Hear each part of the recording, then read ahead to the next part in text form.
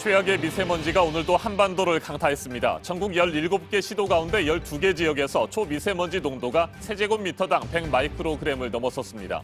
기준 75 마이크로그램 이상부터 적용되는 매우 나쁨 단계입니다. 서울을 비롯한 수도권 지역에는 사상 처음으로 초미세먼지 경보가 발령됐습니다. 대기 정체로 오염물질이 계속해서 쌓인 데다 서풍을 타고 중국발 스모그까지 유입돼 농도가 더욱 짙어졌습니다. 이에 따라 수도권 지역에서는 오늘까지 사흘 연속 미세먼지 비상 저감 조치가 시행되고 있습니다. 미세먼지는 오늘 오후에 찬바람이 불면서 점차 약해지겠습니다. 내일 아침에는 서울이 영하 9도까지 떨어지는 반짝 한파가 예상됩니다. 사법농단 의혹의 정점 양승태 전 대법원장에 대한 두 번째 검찰 소환 조사가 11시간여 만에 끝났습니다. 검찰은 양 전 대법원장을 한 번 더 불러 조사한 뒤 구속영장 청구 여부를 결정한다는 방침인데 이르면 이번 주 안에 결정될 가능성이 큰 것으로 보입니다. 서울 삼성동 옛 한국전력 부지에 들어설 현대차 신사옥 사업이 정부 심의를 통과한 것을 두고 논란이 이어지고 있습니다. 수도권에 인구가 몰린다는 이유로 1년 동안 보류됐던 안건을 정부가 경제 활성화를 내걸면서 졸속으로 심의했다는 지적이 나오고 있습니다. 어제 오후 충남 천안의 한 호텔에서 난 불로 화재 신고를 처음으로 한 호텔 직원 1명이 숨지고 소방대원 등 19명이 연기를 마셔서 병원에서 치료를 받고 있습니다. 불은 지하 1층에서 난 것으로 추정되고 있는 가운데 정확한 화재 원인을 경찰과 소방당국이 조사하고 있습니다.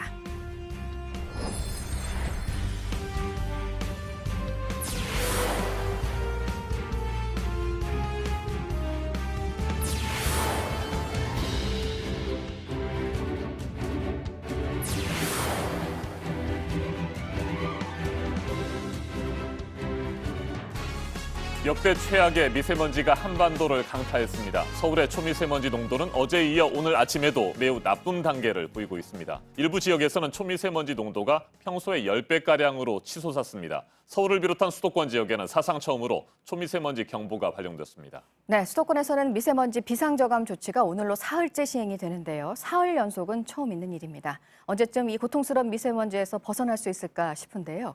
오늘 오후에 찬바람이 불면서 이 미세먼지가 좀 사라지고 내일은 이렇게 반가울 수가 없는 맑은 하늘을 오랜만에 볼 수 있을 것 같습니다. 그런데 이날 하루 반짝일 가능성이 크다고 합니다. 이재승 기자가 보도합니다. 지난 주말부터 한층 심각해진 미세먼지에 안개까지 뒤엉키면서 한반도가 뿌옇게 변했습니다. 오늘 새벽 5시 기준으로 전국 17개 시도 중에 12곳에서 초미세먼지 농도가 세제곱미터당 100마이크로그램을 넘었습니다. 대기 정체로 국내 오염물질이 쌓인 데다 서풍을 타고 중국발 스모그가 유입돼 농도가 더 짙어졌습니다. 서울 등 수도권에는 초미세먼지 경보도 발령됐습니다. 서울과 경기도에 초미세먼지 경보가 내려진 건 2015년 환경부가 초미세먼지 관측을 시작한 이후 처음입니다. 국립환경과학원 관계자는 관측 이래 최악의 상황이라고 표현했습니다. 서울 등 수도권에서는 사흘째 미세먼지 비상저감 조치가 시행되고 있습니다. 사흘 연속 비상저감 조치가 발령된 건 2017년 제도 도입 이후 처음입니다. 수도권 공공부문 차량 2부제가 실시되고 서울 지역 노후 경유차 운행도 제한됩니다. 미세먼지는 오늘 오후에 찬바람이 불면서 점차 약해져 내일은 전국이 보통 수준을 회복할 전망입니다. 내일 아침에는 서울이 영하 9도까지 떨어지는 등 반짝 한파가 찾아오겠습니다. JTBC 이재승입니다. 최악의 대기질 상태를 보인 어제 하늘에서 바라본 서울은 마치 안개 속에 사라진 유령의 도시와 같았습니다. 초미세먼지 농도는 평소의 6배인 세제곱미터당 194 마이크로그램까지 치솟았습니다. JTBC 취재진이 헬기를 타고 서울 시내를 돌아봤는데 어디에서나 보이던 남산타워도 높이 500m가 넘는 초고층 빌딩도 뿌연 미세먼지 속에 자취를 감췄습니다. 박준우 기자가 보도합니다. 여객기 한 대가 활주로를 박차고 날아오릅니다. 이윽고 짙은 회색먼지가 깔린 하늘로 빨려 들어가듯 사라집니다.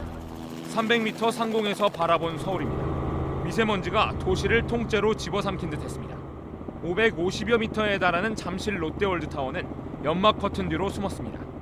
맑은 날과 비교하면 차이가 확연히 드러납니다. 강남 삼성동 일대도 모래폭풍에 갇힌 모습을 연상케 합니다. 이번엔 촬영 헬기의 방향을 서울 중심부로 돌렸습니다. 먼 곳에서도 보이던 남산타워가 감쪽같이 사라졌고 국회의사당의 옥빛 지붕도 먼지에 가려 색을 잃었습니다. 63 빌딩은 가까이 다가가야 간신히 보입니다. 미세먼지에 잠긴 여의도공원도 반만 모습을 드러냈습니다.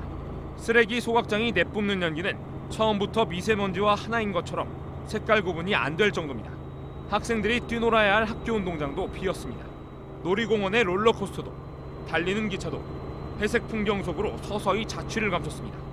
항공기상청이 예측한 어제 서울의 가시거리는 6km였지만 헬기에서 체험한 수치는 채 2km도 되지 않았습니다. JTBC 박준우입니다. 미세먼지를 조금이라도 줄이기 위해서 앞서 전해드린 대로 서울을 비롯한 수도권 지역에서는 오늘까지 사흘째 미세먼지 비상 저감 조치가 시행됩니다. 공공부문의 차량 운행을 절반으로 줄이고 행정공공기관의 주차장은 폐쇄됩니다. 서울 시내를 오가는 노후 경유차에는 과태료도 부과됩니다. 하지만 시민들은 효과를 느끼기 어렵다고 말합니다. 백민경 기자입니다.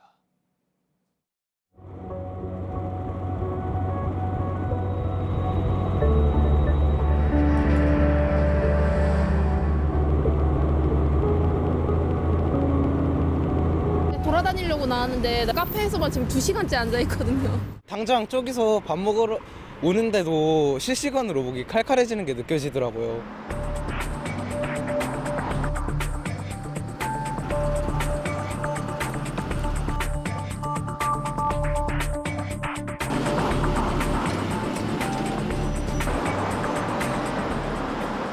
번호판 자동인식 그 시스템에서 노후 경차를 골라내는 그런 과정을 거치게 되겠습니다.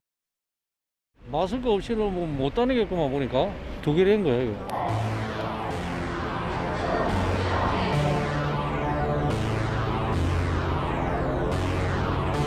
삼, 4일 앞두고 이게 이제 날씨 일기예보에서 그렇게 해주면 좋겠어요.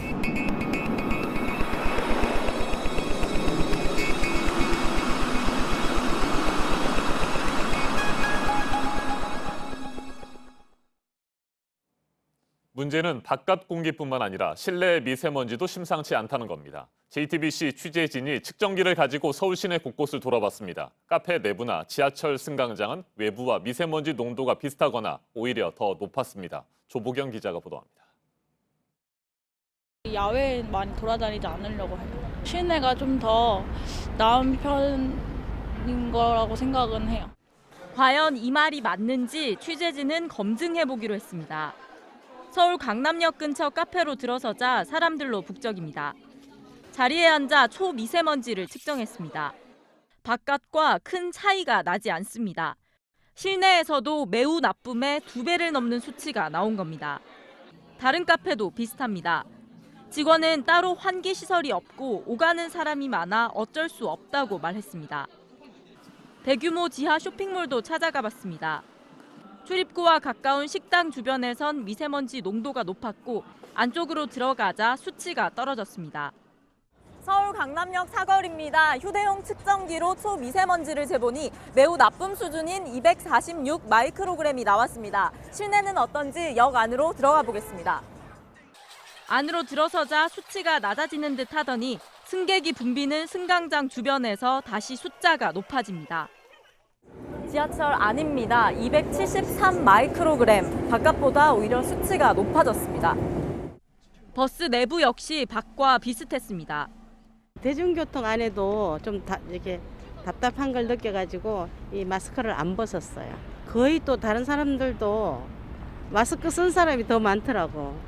야외든 실내든 미세먼지의 안전지대를 찾기가 쉽지 않았습니다. JTBC 조보경입니다. 사법농단의 의혹의 정점에 있는 양승태 전 대법원장이 어제 2번째로 검찰에 나와서 11시간 반가량 조사를 받고 돌아갔습니다.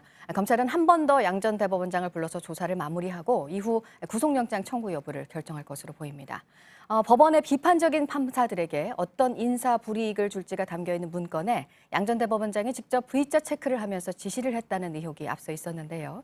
지난 1차 소환 조사 때 양 전 대법원장이 V자 표시를 한 사실을 인정한 것으로도 전해졌습니다. 조민준 기자입니다. 양승태 전 대법원장에 대한 2번째 검찰 조사는 11시간 30분 만에 끝났습니다. 검찰은 옛 통합진보당 재판 개입과 헌법재판소 내부 기밀 불법 수집 등을 집중 추궁한 것으로 알려졌습니다. 지난 1차 소환 때는 일제 강제징용 재판 개입과 법관 블랙리스트 의혹에 대해 조사가 이루어졌습니다. 이번 조사에서도 양 전 대법원장은 1차 조사 때처럼 혐의를 대부분 부인한 것으로 전해졌습니다. 심야 조사를 가급적 하지 않는다는 검찰 방침에 따라 이날 조서 열람까지는 이루어지지 않았습니다. 양 전 대법원장은 조만간 다시 검찰에 나와 조서가 제대로 작성됐는지 검토할 것으로 보입니다. 검찰은 이때 남은 의혹들을 물은 뒤 양 전 대법원장에 대한 조사를 마무리할 계획입니다. 검찰은 이르면 이번 주 안에 양 전 대법원장에 대한 구속영장 청구 여부를 결정할 예정입니다. JTBC 조민주입니다. 고등학생 때부터 코치에게 성폭행을 당했다는 주장이 유도에서도 나오면서 또 충격을 주고 있습니다. 이 전직 유도 선수는 지난해 3월에 이 코치를 고소했지만 사건 수사도 진척이 없었고 또 대한유도회에 제대로 된 조사도 없었다면서 직접 나섰습니다. 검찰 수사가 진행되고 있고요. 대한유도회는 해당 코치에 대한 징계를 이번 주말에 논의한다는 계획입니다. 백수진 기자입니다. 전직 유도 선수 신유용 씨는 지난해 3월 고교 시절 코치를 성폭행 혐의로 경찰에 고소했습니다. 11월엔 이 사실을 소셜미디어에 알렸습니다. 억울하고 답답한 마음에 비슷한 유형의 글을 공유하고 익명으로 인터뷰한 내용을 올리기도 했습니다. 그리고 쇼트트랙 조재범 전 코치의 성폭행 의혹 소식이 전해지자 더 용기를 냈습니다. 이름을 걸고 폭로하게 됐습니다. 변명으로 일관해온 본인의 잘못을 인정하시고 상응하는 법적 대가를 치르길 바랍니다. 신 씨는 2011년부터 4년간 성폭행당했고 유도 인생이 끝날까 두려워 피해 사실을 알리지 못했다고 고백했습니다. 성폭행 사건의 영향 때문에 고교 3학년 때 운동을 그만뒀습니다. 지난해 해당 코치를 고소했지만 관련자 증언이 이루어지지 않아 사건 조사는 진척이 없었습니다. 대한유도회는 지난해 말 이 사건을 알게 됐지만 제대로 조사하지 않았습니다. 지도자들한테는 물어봤었죠. 그때 당시에 코치 감독 그 당사자 걔네들은 운동을 그만두고 있는 상태고. 유도회는 19일 이사회를 열어 징계를 논의하기로 했습니다. 전주지검 군산지청은 서울중앙지검에 맡긴 고소인 조사가 끝나는 대로 원점에서 다시 수사하겠다고 밝혔습니다. JTBC 백수진입니다. 네, 미국에서 두 번째로 큰 교육구가 LA인데요. 이곳의 공립학교 교사들이 30년 만에 파업에 들어갔습니다. 임금 인상 등을 요구하고 있습니다. 부소연 특파원입니다. 학교에 있어야 할 교사들이 거리로 나섰습니다. 파업에는 2만 5천여 명의 교사와 교직원이 참가했습니다. I will not go in there. The only way I'll go back into the classroom is if we have a fair contract. 교사들은 임금 6.5% 인상, 학급 규모와 시험 횟수 축소, 자율형 공립학교인 차터스쿨 운영 중단 등을 요구하고 있습니다. 교육부가 급여 6% 인상과 함께 교직원 1,200명 충원, 학급 규모 축소 등을 위해 1억 3천만 달러, 우리 돈 1,460억 원을 투자하겠다고 제안했지만 받아들이지 않았습니다. 교원 노조는 교육부가 지시한 근로계약 조건이 모욕적이라며 파업으로 맞서고 있습니다. 교육부 측은 이번 파업으로 1,100개 학교의 학생 50만 명이 영향을 받을 것으로 예상했습니다. 로스앤젤레스에서 JTBC 부소연입니다. 이번에는 오늘 아침 체크해봐야 할 뉴스들을 분야별로 살펴보겠습니다. 먼저 정치 분야입니다. 한국과 일본의 레이더 갈등이 불거진 이후 두 나라의 군사 당국자들이 싱가포르에서 처음으로 대면 회의를 했습니다. 하지만 여전히 서로의 입장차를 좁히지 못했고 합의문이나 공동 보도문도 발표하지 못했습니다. 시설 점검을 위해서 개성공단 입주 기업인들이 당초 내일 방북하겠다고 정부에 신청서를 제출했는데 정부의 승인이 미뤄질 것으로 보입니다. 어제 통일부 대변인이 개성공단 기업인 방북은 관계부처 협의와 국제사회 이해 그리고 북한과의 구체적인 협의가 필요한 사안이라며 검토하는 데 시간이 조금 더 필요하다고 밝혔습니다. 고 노회찬 의원의 정신을 계승하기 위해 설립된 노회찬 재단이 어제 서울 마포 사무실에서 첫 이사회를 열고 공식 활동을 시작했습니다. 오는 24일 재단 창립 기념 공연을 개최할 계획입니다. 농심과 오뚜기가 미국에서 있었던 라면 가격 담합 관련 집단 소송에서 이겼습니다. 지난 2013년 미국의 한 대형마트가 이들 기업과 미국 현지 법인을 상대로 손해배상 청구 소송을 냈었는데요. 가격 담합이 없었다는 판결이 이번에 나왔습니다. 아직 상대 측이 항소할지는 결정되지 않은 것으로 알려졌습니다. 자동차 보험료가 내일부터 3에서 4% 오릅니다. 자동차 보험의 손해율이 급등하면서 업계에서 예고를 했던 부분이었습니다. 여기에 정비요금 재계약이 올해 상반기 안에 끝나면 인상분을 반영해서 또 한 번 자동차 보험료가 올해 추가로 올라갈 것으로 전망되고 있습니다. 소득 상위 10% 안에 드는 가구까지도 포함을 해서 만 6세 미만 모든 아동에게 지급되는 아동수당 신청이 오늘부터 시작됩니다. 2013년 2월 1일 이후에 태어난 아이 중에 신규 대상자가 있는 가정에서 신청하시면 됩니다. 신청을 앞서 했지만 소득 10% 안에 들어서 탈락한 가정은 다시 신청할 필요는 없습니다. 계속해서 사회 분야 뉴스입니다. 현지 시간 13일 아프리카 케냐에서 마라톤 대회에 참가한 60대 한국인이 호흡곤란 증세로 쓰러져 숨졌습니다. 마라톤 동호회 회원들과 함께 풀코스 마라톤에 참가했는데 출발 30여 킬로미터 지점에서 쓰러진 뒤 병원으로 옮겨졌지만 숨졌습니다. 사망 원인은 심장마비로 추정됩니다. 고등학교 3학년 학생 3명이 숨지고 7명이 다친 강릉 펜션 참사와 관련해 펜션 보일러 시공업체 대표와 펜션 운영자가 업무상 과실치사 혐의로 어제 구속됐습니다. 펜션 운영자는 증거인멸과 도주 우려가 있고 보일러 시공업체 대표는 증거인멸의 우려가 있다며 법원이 구속영장을 발부했습니다. 지하철 서울 암사역 부근에서 흉기를 휘두르며 난동을 부린 10대 남성에게 경찰이 구속영장을 신청했습니다. 함께 절도 행각을 벌였던 친구가 경찰의 범행을 실토한 것에 화가 나서 흉기를 휘두른 것으로 전해졌습니다. 경찰은 당초 이 남성을 특수상해 혐의로 입건했다가 보복성 폭행으로 보고 처벌 수위가 더 높은 특가법상 보복상해 혐의로 바꿨습니다. 제3회 한국뮤지컬 어워즈 대상 수상작은 창작 뮤지컬 웃는 남자였습니다. 빅토르 위고의 동명소설을 원작으로 한 뮤지컬로 주연을 맡은 가수 박효신 씨는 나무주연상을 받았습니다. 한국계 캐나다 배우 산드라 오가 미국 골든글로브 시상식에 이어서 미국 방송영화 비평가협회가 주관하는 크리틱스 초이스 어워드에서도 줄리아 로버츠를 포함한 쟁쟁한 경쟁자들을 물리치고 여우주연상 수상에 영광을 안았습니다. 빈첼로 앙상블이 다음 달 서울에서 첫 내한 공연을 합니다. 서커스를 떠올리는 독특한 퍼포먼스와 클래식의 경계를 넓히는 레퍼토리가 특징입니다. 이번 공연에서는 한국 가요와 드라마 주제곡 등도 연주할 예정이라고 합니다. 네, 오늘 주목할 일정, 문재인 대통령이 오늘 대기업과 중견기업인 130여 명을 청와대로 초청해서 만납니다. 이재용, 정의선, 최태원, 구광모, 신동빈 등 5대 그룹 총수들이 참석을 합니다. 청와대는 경제 활력을 불어넣기 위한 간담회라고 설명했습니다. 황교안 전 국무총리가 오늘 자유한국당에 공식 입당을 합니다. 국회에서 입당식과 기자간담회를 갖고 앞으로 정치 행보 등에 대해 밝힐 예정인데요. 다음 달 말에 있을 전당대회에 출마하는 걸 공식화할지 관심입니다.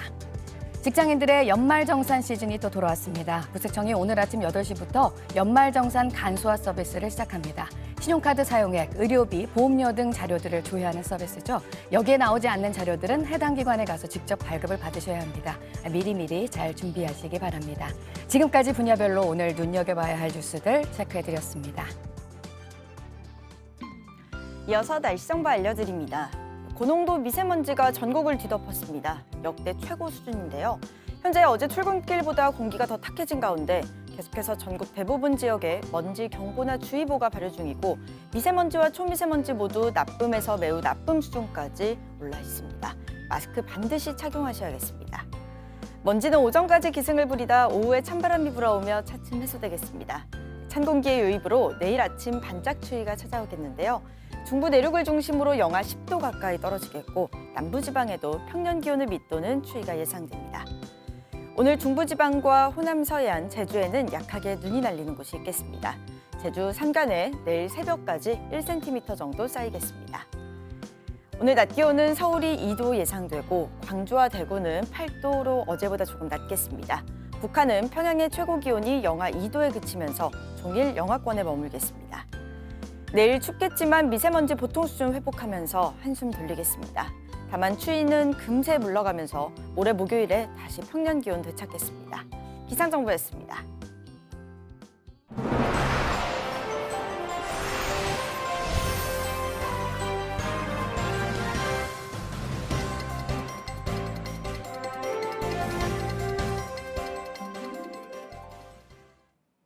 어제 오후 천안의 한 호텔에서 불이 났습니다. 호텔 직원 1명이 숨졌고 소방관을 비롯한 19명이 화상을 입거나 연기를 들이마셔 병원으로 옮겨졌습니다.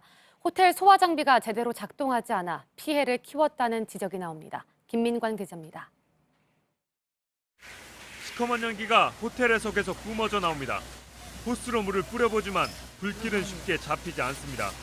꼭대기층에선 사람들이 난간에 서서 구조를 기다립니다. 어제 오후 5시쯤 천안의 지하 5층, 지상 21층 호텔에서 불이 났습니다. 지하에서 시작된 불길은 3시간이 지난 뒤에야 겨우 잡혔습니다. 이번 화재로 호텔 직원 1명이 지하에서 숨진 채 발견됐습니다. 소방대원 4명과 투숙객 등 19명은 연기를 들이마셔 병원으로 옮겨졌습니다. 부상자들 가운데 3명은 위독한 것으로 전해졌습니다. 소방당국은 대응 2단계를 발령하고 소방장비 25대와 소방대원 60여 명을 화재 현장에 투입했습니다. 한편 사고 당시 호텔 안에 설치된 스프링클러가 제대로 작동하지 않았고 경보음도 울리지 않았다는 의혹이 제기됐습니다. 경찰과 소방당국은 정확한 화재 원인과 함께 소화 장비가 제대로 작동했는지 여부를 조사하고 있습니다. JTBC 김민관입니다. 쇼트트랙 조재범 전 코치의 폭행과 성폭력 의혹 파문 속에서 대한빙상경기연맹의 징계 대처도 소홀했던 걸로 드러났습니다. 1년 전 조 전 코치가 선수를 폭행해 영구제명했다고 밝혔지만 당시 징계를 위한 의결 정족수는 모자랐습니다. 어제 조 전 코치의 영구 징계가 뒤늦게 의결됐습니다. 이도성 기자입니다. 저희 빙상연맹 관리단체를 한 번만 더 믿어주시기 바랍니다. 쇼트트랙 조재범 전 코치의 성폭행 의혹이 불거진 지 엿새 만에 빙상연맹이 머리를 숙였습니다. 각종 비리와 폭행 사실이 드러나며 지난해 관리단체로 지정된 빙상연맹. 어제 회의를 열고 조 전 코치에 대한 징계를 뒤늦게 의결했습니다. 연맹은 1년 전 조 전 코치의 선수 폭행에 영구제명 처분을 내렸지만 그마저도 절차에 문제가 있어 효력이 인정되지 않았습니다. 당시 징계를 논의한 스포츠공정위원회는 피해자 조사도 하지 않았고 의결을 위한 정족수도 채워지지 않았습니다. 연맹은 앞으로 폭행과 성폭력 지도자들의 징계 사실을 국제빙상경기연맹에도 알려 해외 취업을 막겠다고 했습니다. 이런 가운데 경찰은 조 전 코치의 성폭력이 한국 체대와 선수촌 외에 다른 장소에서도 일어난 정황을 포착해 현장 조사에 나서기로 했습니다. 대한체육회는 오늘로 예정된 신임 선수촌장과 사무총장 임명을 미뤘습니다. 대신 이기흥 체육회장이 체육계에 만연한 성폭력 사태에 사과할 예정입니다. JTBC 이도성입니다. 대구에 있는 소녀상에 이번엔 누가 이마에다 낙서를 했습니다. 6달쯤 전엔 한 중학생이 돌로 내려쳤는데요. 시청과 구청은 서로 담당이 아니라며 미루고 있습니다. 윤두열 기자입니다. 이마에 한글로 산, 그리고 뇌산자도 적혔습니다. 중간엔 점까지 찍었습니다. 지난 주말 지나던 시민이 대구 소녀상에 낙서가 씌어진 걸 보고 신고했습니다. CCTV를 확보한 경찰은 용의자를 찾고 있습니다. 대구 중구 228공원 소녀상이 훼손된 건 처음이 아닙니다. 지난해 7월엔 한 중학생이 소녀상을 돌로 내리쳤습니다. 그 전해 10월엔 한 남성이 소녀상에 입을 맞추려는 사진을 SNS에 올려 논란이 됐습니다. 훼손이 계속되고 있지만 소녀상 관리 주체는 아직도 불분명합니다. 공원 부지에서 직선으로 걸어가다 보면 소녀상이 있습니다. 그런데 소녀상이 세워진 곳은 인도 위인데요. 이곳이 공원이라면 시청이, 인도라면 구청이 관리해야 하는데 세운 지 2년이 다 돼가도록 자기 소관이 아니라며 서로 관리를 미루고 있습니다. 공원 안에 있는 그 도로고 시의 공원가에 한번 물어보시죠. 도로에 있으니까 중구청 관리를 해야 되는데 지자체에서 손을 놓고 있는 사이 평화의 소녀상은 오늘도 평화롭지 못하게 제 자리를 지키고 있습니다. JTBC 윤두열입니다. 중국 베이징의 지난 주말 초미세먼지 농도는 507 마이크로그램까지 치솟았습니다. 그리고 어제 중국발 스모그는 서풍을 타고 국내로 유입되면서 공기의 질을 더욱 악화시켰습니다. 그런데도 중국 정부의 입장은 여전히 납득하기 어렵습니다. 서울에서 미세먼지가 심한 것은 서울의 문제라는 겁니다. 더욱 납득하기 어려운 것은 중국 눈치만 보는 우리 정부의 태도입니다. 그동안 관련 연구를 꽤 진행했지만 이를 바탕으로 중국의 대책을 요구하지도 특별하게 대응하지도 못하고 있습니다. 윤영탁 기자입니다. 한반도의 가장 서쪽 끝섬 백령도, 안개와 뒤엉킨 초미세먼지에 사고 태변도, 바로 건너편 북한 땅도 숨었습니다. 인천 앞바다도 송전탑만 흐릿하게 보일 뿐 근처 섬은 모두 사라졌습니다. 우리나라엔 종일 서풍 계열의 바람이 불어 국내 오염물질이 이곳까지 왔을 가능성은 거의 없습니다. 그런데도 이들 지역의 초미세먼지 농도는 세제곱미터당 150 마이크로그램 안팎까지 올랐습니다. 환경부의 대기질 예측 그래픽입니다. 중국에서 발생한 검붉은색 오염물질이 그대로 우리나라에 넘어옵니다. 사정이 이런데도 중국의 입장은 단호합니다. 서울시의 오염물질은 주로 서울에서 배출된 것이란 겁니다. 지난해 한중 환경장관 회담에서 그동안 연구 결과를 공개하기로 한 약속도 중국 요구로 미뤄졌습니다. 그런데도 환경부 관계자들은 한중 공조를 강조하며 중국에 일일이 대응하지 않겠다는 입장입니다. 국내 독자적인 연구는 꽤 진척이 됐습니다. 국립기상과학원은 지난해 4월 2차례 다목적 기상 비행기를 띄워 서해 상공의 초미세먼지를 측정했습니다. 그 결과 땅에서 측정한 수치보다 세제곱미터당 10 마이크로그램가량 초미세먼지 수치가 높았습니다. 2016년 미 항공우주국과의 공동 연구에선 48%가 나라 밖에서, 이 중 34%는 중국에서 왔다고 밝혔습니다. 올해 9월 한중일 3국이 함께 연구한 결과가 발표되는데 환경부가 이를 의식해 소극적으로 대처하고 있다는 지적입니다. JTBC 윤영탁입니다. 전국 대부분 지역이 최악의 공기질을 보이고 있습니다. 서울을 비롯한 수도권 지역에는 사상 처음으로 초미세먼지 경보가 내려졌습니다. 수도권에서는 사흘 연속 미세먼지 비상 저감 조치가 시행되고 있습니다. 한반도를 강타한 초미세먼지의 근본적인 원인은 무엇인지 정말 궁금합니다. 방기성 K웨더 예보센터장과 한 걸음 더 들어가겠습니다. 어서 오십시오. 네, 안녕하세요. 네, 오늘도 한반도를 강타했습니다. 초미세먼지 사상 최악이라고 하는데 어느 정도나 심각한 수준입니까? 실제로 이제 오늘 아침이 가장 나빠서 새벽에 네. 서울 쪽으로 한 150 마이크로그램 정도, 세제곱미터당이죠. 네. 여기까지 상승을 했는데 현재는 이제 조금씩 이제 수도권 쪽은 회복이 되고 있고 충북 쪽이 현재는 149 마이크로그램이 가장 나쁩니다. 이 정도 수치가 지금 저 서울 같은 경우는 미세먼지, 그러니까 현재 서울이라든가 경기도, 다음에 이제 충남, 충북 쪽으로는 미세먼지 경보가 발령됐는데 네. 서울이나 경기 쪽은 우리나라에서 미세먼지 경보는 처음으로 발령이 됐습니다. 이번에. 네. 그러니까 가장 최악이라는 것이고 실제로 작년에도 미세먼지 비상 저감 조치가 2번 발령됐습니다. 이 당시에 서울의 초미세먼지 농도가 일평균이었는데 그때는 1월 17일에 88, 그다음에 3월 26일 날 99 마이크로그램 정도밖에 안 됐거든요. 네.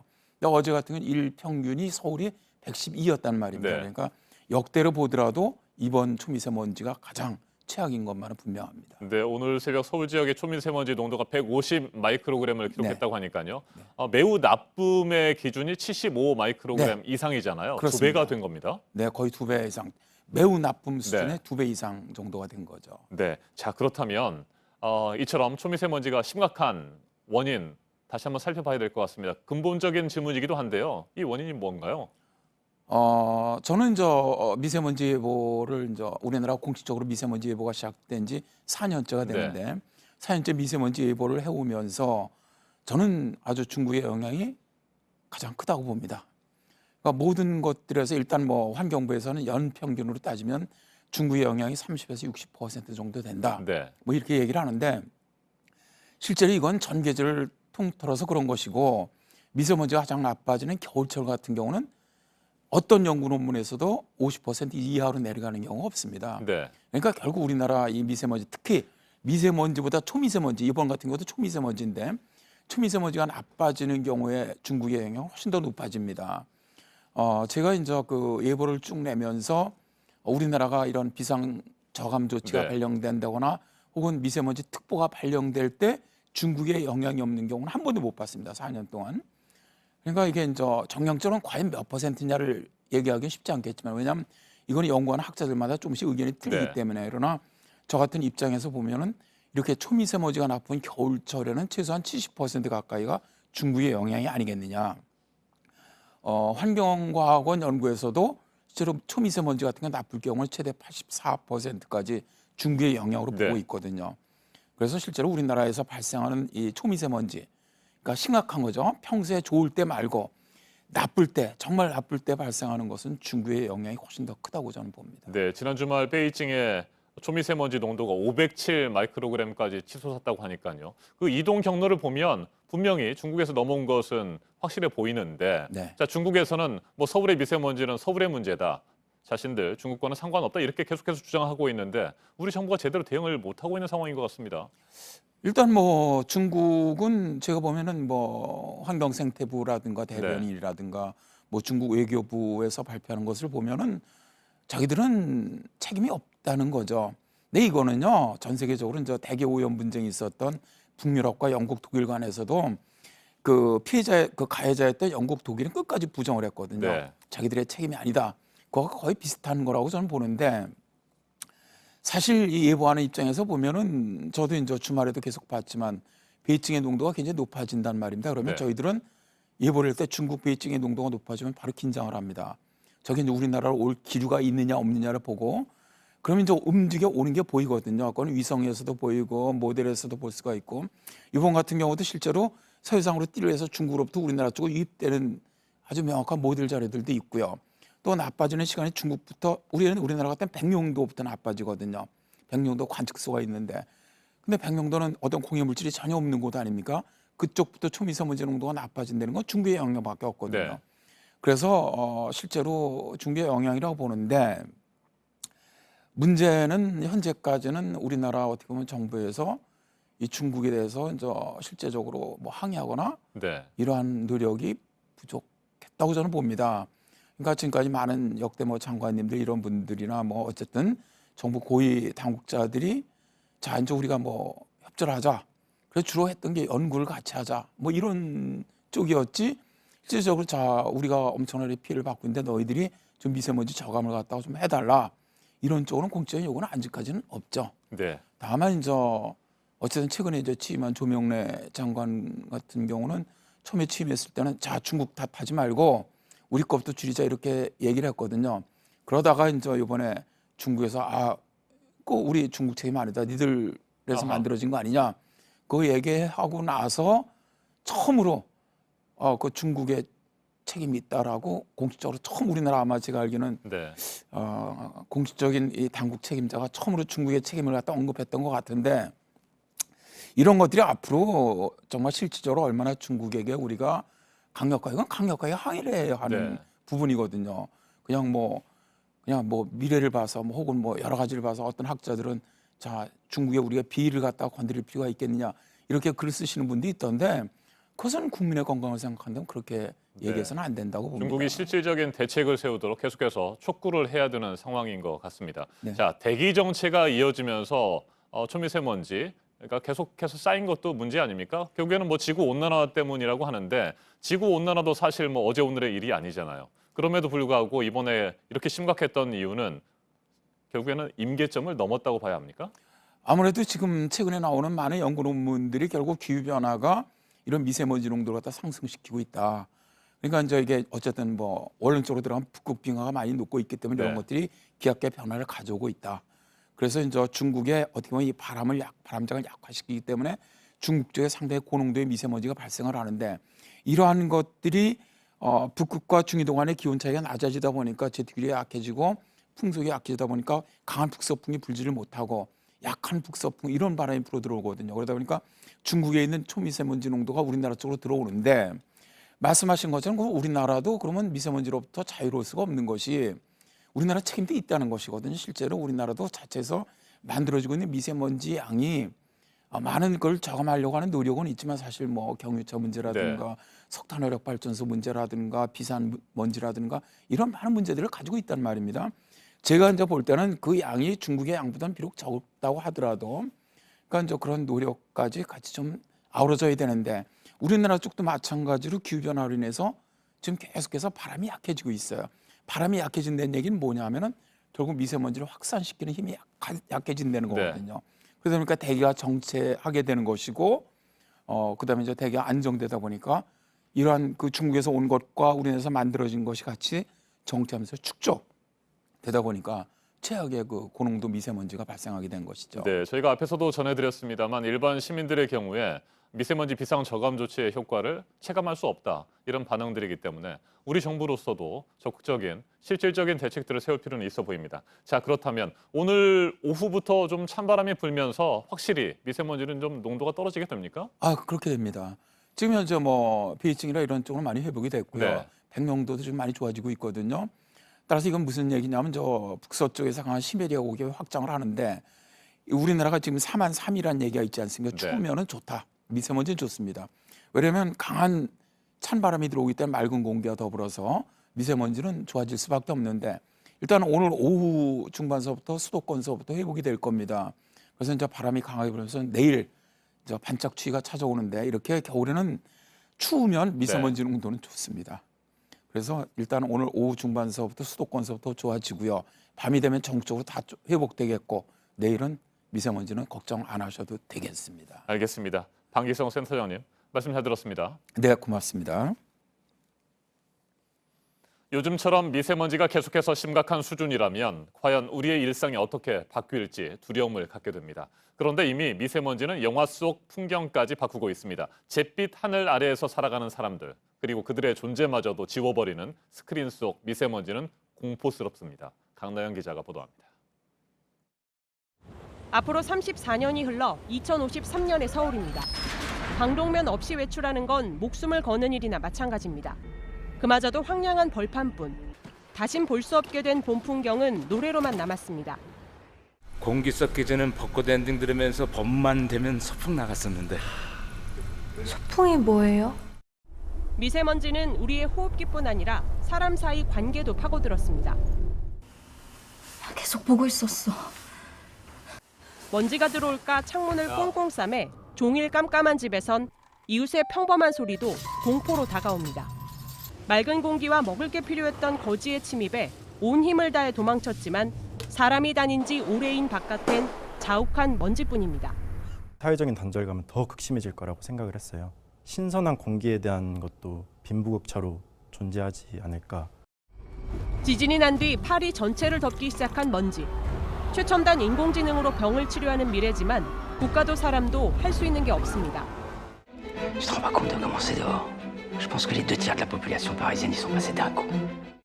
영화 속 미래는 다소 과장된 허구일 순 있어도 미세먼지가 언제든 재난으로 이어질 수 있다는 것을 이야기합니다. JTBC 강나현입니다.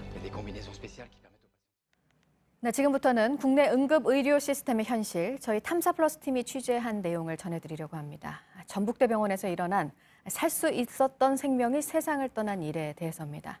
먼저 유가족들이 사고가 아니라 병원의 무관심이 사망에 이르게 했다고 말하고 있는 24살 청년 이야기부터 해보겠습니다. 서준석 기자입니다. 대학 졸업을 앞둔 이동현 군은 눈에 넣어도 아프지 않을 아들이었습니다. 산림기사 필기시험을 합격해 아버지를 따라 공무원이 되는 것이 꿈이었습니다. 학교 갔다 오면은 도서관, 가까운 데가 또 도서관이 있거든요. 도서관에서 거진 살다시피 했어요. 동현 군의 꿈이 산산조각 난 건 사고가 났던 지난해 10월 19일. 오토바이를 타고 집을 나선 동현 군은 도로 표지판을 들이받았습니다. 코와 입에서 출혈이 시작됐습니다. 하지만 의식은 또렷했습니다. 스스로 걸어 나와가지고 또 이렇게 쭈그리고 있었는데 이동 도중에도 생체적인 것들이나 체크를 다 현재 이상 없었고. 동현 군이 전북대학교 권역응급의료센터에 도착한 건 골든타임인 1시간이 지나지 않은 오후 6시 16분입니다. 당시 동현 군의 혈중 산소 농도는 87에서 90%. 산소 호흡기가 필요한 폐암 환자와 같은 저산소증 상태였습니다. 나간면 손상이 되면 제일 먼저 우리가 걱정해야 될 게 기도, 숨쉬는 기도 확보. 몸에 이제 산소가 충분히 공급이 안 되는 상황이 3분에서 5분이 지나버리면 비가역적, irreversible, 돌이킬 수 없는 강을 건너버리거든요. 하지만 기도 확보를 위한 조치는 없었습니다. 호흡을 못해서 계속 나 호흡 좀 어떻게 해달라고 하는 마당인데 의사들은 왔다 갔다 하기만 하고 훑게 보기만 하고. 응급센터 측은 전문의를 따로 불렀다는 입장입니다. 의식이 너무 병명해서 일단은 구강외과 계획을 좀 듣고 처치를 하자는 게 처음 계획이었어요. 하지만 구강외과 임모 교수가 나타난 건 2시간이 지난 오후 8시 14분. 하다못해 환자 자신이나 보호자가 이것 좀 해주세요. 급하잖아요. 보기 때문에, 내 자식이기 때문에.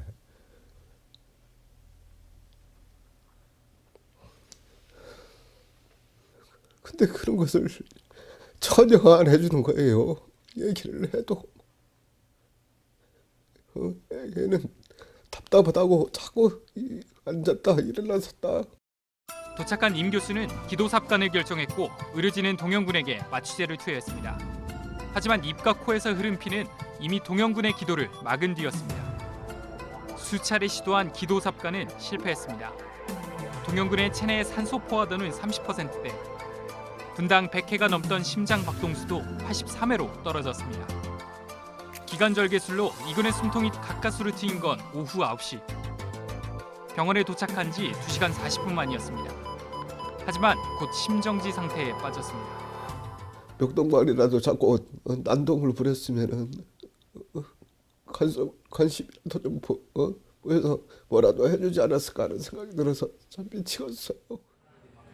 결국 식물인간이 된 동현군은 한 달 뒤 세상을 떠났습니다. 근데 결국은 얼굴 상처 때문에 죽은 게 아니라 그는 무관심, 기도만 하고 해줘서 더 살 수 있었는데. 동현군의 사인은 저산소증으로 인한 뇌손상으로 추정됩니다. 24살 청년은 가족 여행을 하루 앞두고 일어난 사고에 홀로 다른 세상으로 떠나게 됐습니다. 탐사플러스 서준석입니다. 네, 이 24살 청년이 숨진 과정은 3년 전 교통사고를 당해 같은 병원에 실려왔다가 결국 숨진 2살 민건이의 경우와 비슷합니다. 우리나라 응급의료 체계의 현실을 그대로 보여준다고 해서 복지부 조사로도 이어졌었는데요. 이 조사가 부실했다는 의혹이 나왔습니다. 또 함께 병원으로 실려왔던 민건이 할머니 역시 병원의 방치로 사망했다는 의혹이 있었는데 이건 조사 결과에서도 빠졌습니다. 김도훈 기자입니다. 전북 전주의 한 교차로입니다. 횡단보도를 건너던 2살 민건이와 할머니가 후진하던 대형 견인차에 치입니다. 두 사람이 1시간도 안 돼 도착한 곳은 전북대병원 응급실. 전북 지역에서 응급 환자가 갈 수 있는 최후의 보루인 권역응급센터입니다. 의식이 또렷했던 민건이는 도착 20분 만에 다른 병원으로 전원이 결정됐습니다. 당시 병원 측은 수술실에 응급수술이 진행되고 있었고 인력도 부족했다고 해명했습니다. 하지만 민건이는 전원이 늦어지다 결국 사고 11시간 만에 다른 병원에서 숨졌습니다. 이후 감사원 조사에 따르면 당시 전북대병원 의료진은 학회 술자리에 있었습니다. 응급했다는 수술도 미리 계획된 비응급 수술로 드러났습니다. 그런데 당시 병원에 도착했던 민건이 할머니도 병원에 방치된 채 사망했다는 내부 관계자의 증언이 나왔습니다. 수술이 지연되다 보니까 몸에서 피를 너무 많이 흘리게 돼서 돌아가시게 된 거죠. 수술을 빨리 했다면 할머니는 살릴 수도 있지 않았을까. 민건이와 오후 5시 40분에 도착한 할머니는 심한 출혈로 의료진이 심폐소생술까지 처치해야 했습니다. 하지만 할머니에 대한 마취가 이뤄진 건 5시간이 훌쩍 지난 오후 11시 30분. 수술이 시작된 건 마취 후 50분 만입니다. 당시 수술을 하기로 한 전문의가 제 시간에 나타나지 않았다는 겁니다. 마취가 있으면 마취해주려 했어요. 근데 이제 수술 의사가 없어서 그런 거죠. 계속 연락을 드렸는데 늦게 오신다고만 하시고. 해당 전문의가 술자리 때문에 늦었다는 의혹도 나왔습니다. 이라는 그 교수가 늦게도 왔지만 술을 먹고 또 저기 했다고는 소리가 있더라고요. 그때 같이 참가했던 그 의사가 그걸 이제 얘기한 거예요. 술 냄새가 났다. 당시 병원 측은 유족에게 야간 당직 정형외과 전문의가 있었지만 수술을 할 수 없는 임상 강사였다고 밝혔던 것으로 확인됐습니다. TM이 이제 부족했다고 보시면 좀 어렵던, 그러니까 당직은 당직인데 사실은 그쪽 수술하기는 이제 하지만 민건이 할머니 사망 의혹은 이후 복지부 조사나 감사원 결과에서도 빠졌습니다. 당시 감사원 보고서 제목도 전주시 소아 환자 교통사고 사망 사건. 민건이와 할머니 사망 후 2년 뒤에 숨진 동현군도 같은 의사가 응급진료를 받습니다. 같은 의사예요. 외석센터 보는 사람이 그 사람 한 명밖에 없잖아요. 응급실에서 환자 상태를 파악하고 다른 과로 넘기는 역할이거든요. 정부는 지난 1일 전북대병원에 대해 권역응급의료센터 지정심사에서 탈락시켰습니다.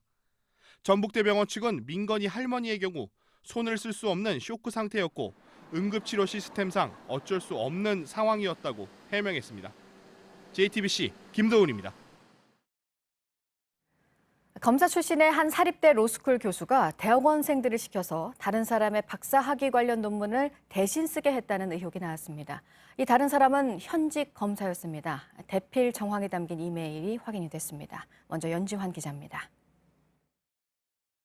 지난 2016년 서울의 한 사립대 로스쿨에서 박사 논문 예비 심사를 앞두고 A 교수와 대학원생이 주고받은 메일입니다.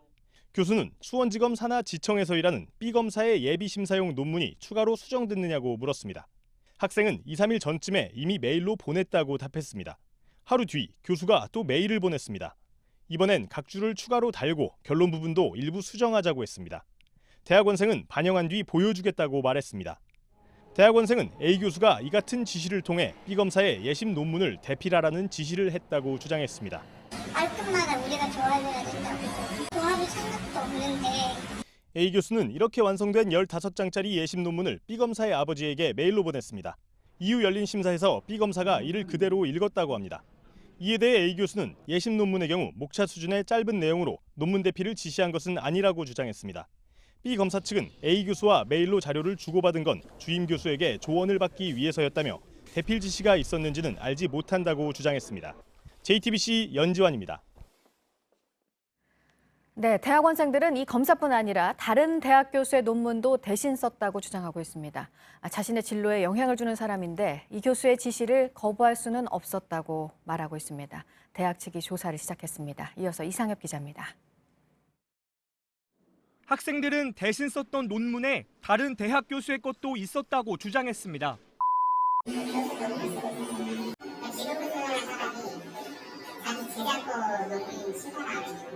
지도 교수인 A 교수의 논문을 돕는 건 줄 알았지만 그게 아니었다고 했습니다.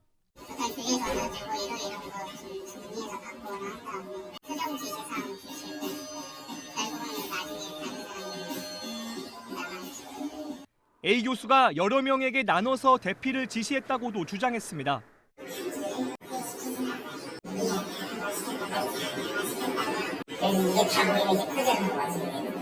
학생들은 자신의 진로 문제가 걸려있기 때문에 교수 지시를 거부하기 힘들었다고 했습니다.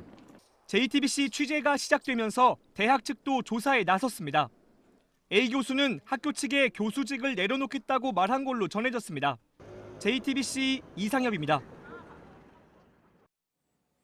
서울 삼성동 옛 한국전력 부지를 현대차가 사들인 것은 4년 전이죠. 105층짜리 초고층 빌딩을 짓겠다는 계획인데 아직까지 첫 삽을 뜨지는 못했습니다. 도심에 사람이 몰리는 것을 막고 비행에도 지장을 주지 않을 방안이 필요했기 때문입니다. 그런데 지난달 정부가 조기 착공을 지원하겠다고 밝힌 지 이틀 만에 현대차는 상주 직원 수를 880여 명 줄이는 방안을 제시했고 이 사업은 지난 7일 심의를 통과했습니다. 그 사이 혹시 뾰족한 대안이 생겼는지 심의 내용을 확인해 봤는데 그건 아니었습니다. 이형 기자가 보도합니다. 글로벌 비즈니스센터 등 6조 원 이상의 민간 투자 프로젝트가 조기에 착공될 수 있도록 지원하겠습니다. 지난달 정부는 현대차가 105층짜리 신사옥을 조기 착공할 수 있게 지원하겠다고 밝혔습니다. 3조 7천억 원이 들어가는 투자 사업을 서둘러 경제에 활력을 주겠다는 겁니다. 그동안 이 사업은 수도권에 사람이 더 몰릴 수 있다는 이유로 심의를 통과하지 못했습니다. 정부의 방침 발표 이틀 뒤 현대차가 내놓은 대안은 직원 수를 당초 계획보다 880여 명 줄이겠다는 겁니다. 초고층 빌딩 상주 직원의 3.7% 남짓한 수준입니다. 1년째 통과가 안 되던 사업은 이 계획으로 지난 7일 조건부 승인을 받았습니다.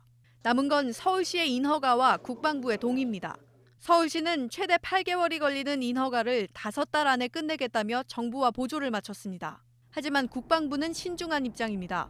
초고층 빌딩이 전투 비행이나 레이더에 영향을 미치지 않는지 검토하는 데만 6개월이 걸린다는 겁니다. JTBC 이현입니다. 정부가 현대차 그룹 신사옥 공사를 적극적으로 지원하고 나선 것은 지난달부터입니다. 이유가 무엇인지 그리고 어떤 문제들이 지적되고 있는지 취재 기자와 좀 더 자세하게 살펴보겠습니다. 이태경 기자, 앞선 리포트를 보니까요. 정부가 최종 결정을 내리는 심의위원회가 열리기도 전에 조기 착공을 지원하겠다. 이렇게 서둘러서 밝힌 거잖아요. 네, 현대차 신사옥 안건은 위원회에서 3차례 부르됐습니다. 네. 2017년 12월 그리고 지난해 3월과 7월입니다. 수도권으로 들어오는 인구를 줄일 대책이 필요하다는 지적이 많았기 때문입니다. 이후 위원회는 지난달 19일에 다시 열리기로 예정돼 있었습니다. 문제는 정부가 이틀 전인 17일에 2019 경제정책 방향을 발표하면서 조기 착공 의지를 밝혔다는 점입니다. 네, 심의위원회는 독립된 위원회 아닙니까? 그렇습니다. 위원회에는 정부 관계자도 있지만 전문가인 민간위원 8명이 소속돼 있습니다. 네. 김현미 국토교통부 장관도 최근 언론 인터뷰에서 이렇게 얘기했습니다. 현대차 신사옥은 수도권 정비위원회라는 민간위원회가 결정할 사안이라 정부가 언급하긴 곤란한 것 아니냐는 겁니다. 그런데 이 위원회의 심의 결과가 나오기 전에 홍남기 경제부총리가 직접 조기 착공을 지원하겠다고 발표했습니다. 분명 독립적인 위원회가 존재하는데도 정부가 경제 활성화로 정책 방향을 수정하면서 지나치게 앞서간 것이 아니냐는 지적이 나오는 이유입니다. 네, 홍남기 경제부총리가 조기 착공을 지원하겠다고 밝힌 지 이틀 만에 나온 현대차의 보완책 좀 더 살펴보죠. 세 차례 보류됐다가 통과가 됐는데 실질적인 보완책이 있기는 합니까? 네, 최종 안건을 취재팀이 살펴봤더니 네. 눈에 띄는 건 종사자 수 최소화라는 점입니다. 위원회에서 수도권으로 들어오는 인구를 줄일 대책을 마련하라고 하니까 현대차는 쇼핑시설이나 호텔, 공연장 같은 편의시설에 관리 인원을 줄이겠다고 한 거죠. 기존보다 888명을 줄이겠다고 했는데요. 네. 이 888명은 사실 전체 상주 인구의 3% 정도에 불과합니다. 이를 줄이겠다고 하자 1년간 보류됐던 안건이 통과된 겁니다. 정부가 현대차 신사옥 건설을 앞당기려는 건 고용을 늘리고 경제를 활성화하기 위한 겁니다. 하지만 정작 통과된 안건은 편의시설 직원 같은 고용을 줄이는 것이라 한편에선 아이러니하다는 반응도 나옵니다. 네, 국내에서 현재 가장 높은 건물은 서울 잠실에 있는 롯데 월드타워잖아요. 그보다 더 높게 현대차 신사옥을 짓겠다는 것인데 그렇게 된다고 한다면 공군 전투기의 비행 안전이나 레이더 방해와 같은 문제가 생길 수 있을 것 같습니다. 그와 같은 문제들은 해결이 됐습니까? 네, 위원회에서도 꾸준히 제기됐던 문제입니다. 그래서 국방부와 협의를 해야 한다며 안건을 보류시키기도 했습니다. 네. 그런데 이번엔 협의가 끝나길 기다리는 대신 조건부로 일단 승인을 내주는 쪽으로 방향을 틀었습니다. 서울시의 건축 승인이 떨어지기 전에 공군과 협의를 하라는 것이죠. 네. 문제는 현대차가 관련 용역을 진행 중인데 이 용역 결과가 나온 데만 6개월이 걸린다는 점입니다. 게다가 용역 결과가 공군이 제시한 조건에 맞지 않으면 국방부는 부동의, 그러니까 반대하겠다는 입장입니다. 공군 입장은 과거 롯데월드타워를 놓고 특혜 논란도 있었기 때문에 비행 안전이나 레이더 방해 문제가 완전히 해결돼야 한다는 겁니다. 결국 이런 쟁점들이 아직 남아있는 상황에서 정부가 단기 성과에 매달려 지나치게 서두르고 있는 것 아니냐는 지적이 나옵니다. 알겠습니다. 여기까지 듣죠. 이태경 기자. 탁현민 청와대 선임 행정관이 사표를 제출했습니다. 야당은 탁현민 행정관의 교체를 줄곧 요구해왔죠. 현재 비어있는 의전 비서관으로 자리를 옮길 것이라는 얘기도 나오지만 그 가능성은 일단 크지 않아 보입니다. 이서준 기자가 보도합니다. 탁현민 의전비서관실 선임행정관이 지난 7일 청와대에 사표를 제출했습니다. 노영민 비서실장 등 청와대 2기 참모진 임명 하루 전날입니다. 탁 행정관은 지난 11일 휴가를 내고 현재 출근하지 않고 있습니다. 청와대 관계자는 이번 주 중 사표 수리 여부를 결정할 것이라고 말했습니다. 청와대 내에선 탁 행정관이 공석인 의전비서관으로 승진할 것이란 말도 나옵니다. 하지만 승진 인사는 부담스럽다는 게 청와대 분위기입니다. 야당은 물론 여성단체 등도 사퇴를 거세게 요구해왔기 때문입니다. 탁 행정관의 과거 저서에 담긴 왜곡된 성의식 등을 문제 삼으면서입니다. 탁 행정관은 작년부터 물러나고 싶다는 뜻을 계속 밝혀왔습니다. 지난해 6월에는 직접 사의 표명도 했습니다. 당시에는 임종석 비서실장이 첫눈이 오면 놓아주겠다고 답하면서 반려했습니다. 지난해 첫눈이 오자 야당은 다시 탁 행정관 경질을 요구하기도 했습니다. JTBC 이서준입니다. 네, 부대 안의 병사들은 바깥 세상과 철저하게 단절이 돼서 가족이나 여자친구와의 통화도 아주 잠깐이던 풍경은 이제 옛날 이야기입니다. 지금은 일과가 끝나면 생활관 안에서 휴대전화를 가지고 통화를 하고 또 인터넷을 합니다. 평일에도 외출할 수가 있습니다. 지난해 4월에 시작이 돼서 지금 시범 운영이 되고 있는데요. 먼저 그 모습 보시겠습니다. 김태영 기자입니다. 지금부터 21시 30분까지 일과 이후 핸드폰 사용을 실시합니다.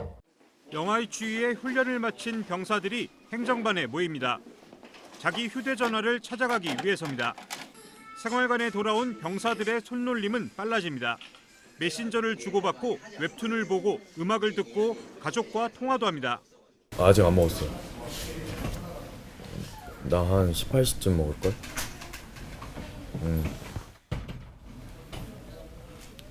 오늘 돈가스 덮밥일걸?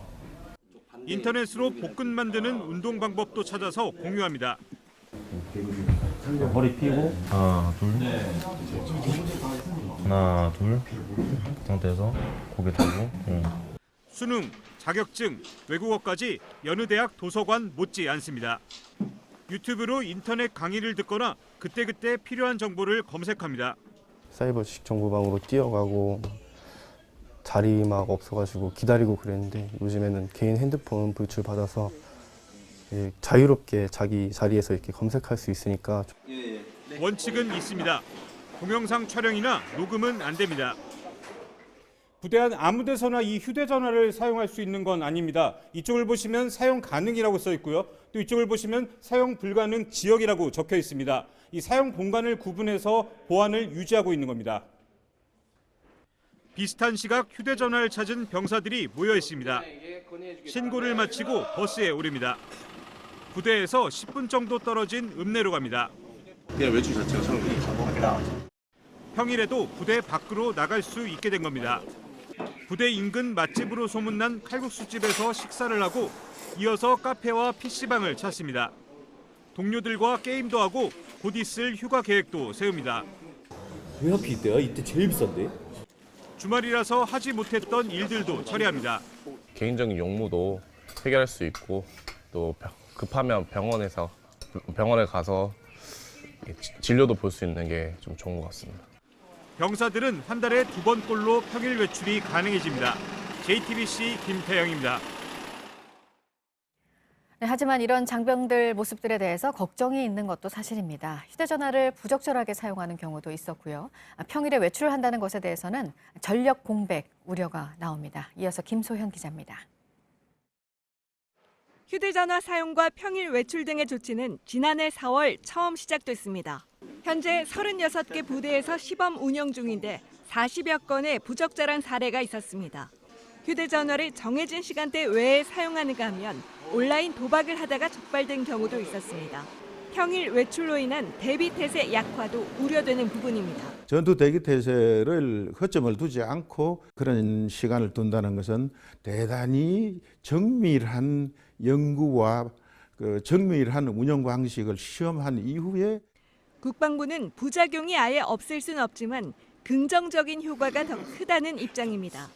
특히 소통의 단절로 인한 탈영이나 자살 사고 등을 막는 데에 도움이 된다는 겁니다. 서로 간의 이런 가혹행위나 이런 것 자체도 좀 줄어들기도 하겠지만 그런 게 있다 하더라도 아주 골마 터지기 전에 그게 알려지고 이 수정이 될 거라고.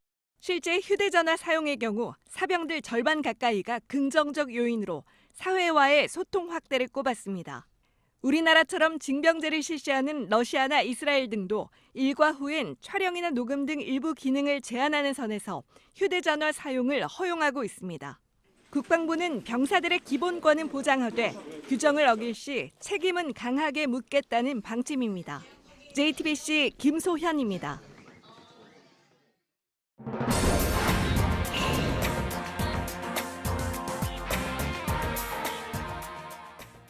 네, 어제 오후 충남 천안의 한 호텔에서 난 화재 사건. 불이 난 호텔에서 벗어나려는 투숙객을 포함해서 당시 긴박했던 모습이 전해졌고요.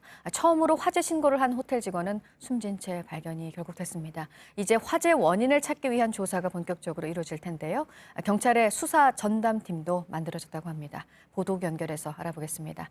안태훈 기자, 대규모로 꾸려졌네요. 네, 그렇습니다. 조금 전에 천안에 있는 서북경찰서가 밝힌 내용입니다. 30여 명으로 구성된 대규모 수사 전담팀을 편성했다라고 밝힌 것입니다. 화재 원인은 물론 건축법이나 소방 관련법 위반 여부 등에 대해서도 수사한다는 방침입니다. 오늘 오전에는 국립공학수사연구원과 한국전력, 가스안전공사 등이 합동으로 현장 감식도 진행할 예정입니다. 네, 다음은 프랑크푸르트 공항 등 독일 주요 공항에서 파업이 예고돼 있다는 소식입니다. 현지 언론에 따르면 항공 보안 검색 요원들은 현지 시간으로 15일 오전 2시부터 오후 8시까지 프랑크푸르트와 함부르크, 하노버, 라이프치히 공항 등에서 파업을 벌이기로 했습니다. 이미 프랑크푸르트 공항은 15일 예정된 전체 항공편 1,200대 가운데 470대를 취소했습니다. 인천공항에서 프랑크푸르트 직항 노선을 운영하는 대한항공은 당일 인천공항행 항공편을 16일로 연기했고요. 아시아나항공은 취소했습니다. 네, 그리고 두 번째 북미 정상회담에 대한 공식 발표를 앞두고 있는 상황입니다. 북한과 미국 양측의 신경전도 치열한 모습인데 북한이 조용하게 핵무기를 대량으로 생산하고 있고 더 했을 수도 있다는 보도가 나왔네요. 네, 그렇습니다. 미국의 블룸버그 통신이 보도한 내용입니다. 위성사진 분석과 정부 당국 관계자들의 말을 근거로 했습니다. 이는 북한이 무기 실험을 중단한 이후에 로켓과 핵탄두를 빠르게 대량 생산했다는 것을 시사한다고 보도한 것입니다.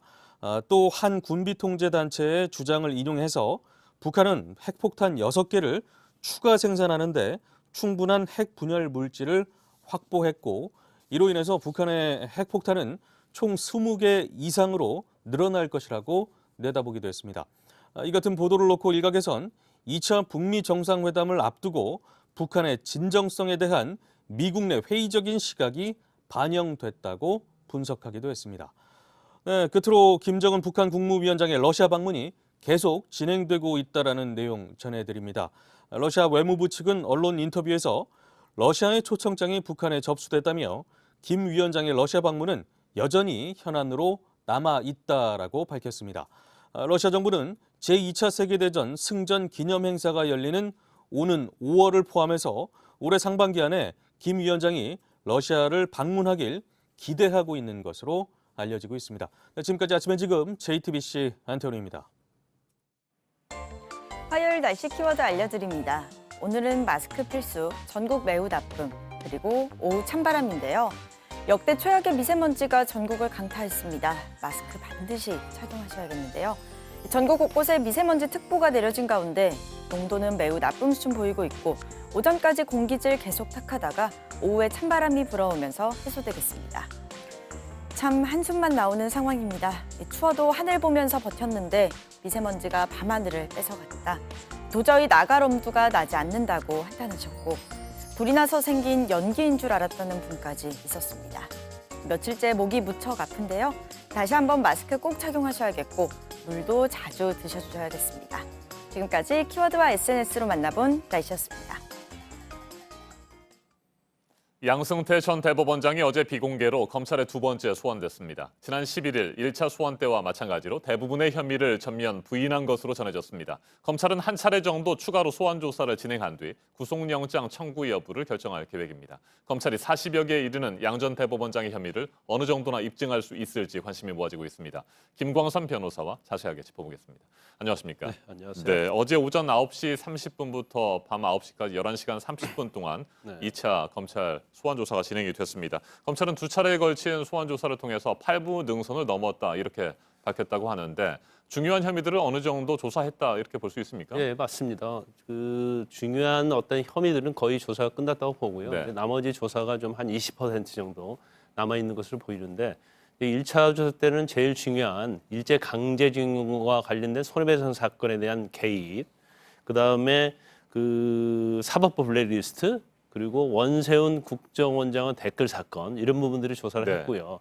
그다음에 이번에 2차 조사 때는 통합진보당 재판 개입한 거, 그다음에 헌법재판소 내부의 기밀을 불법 소집한 부분, 네.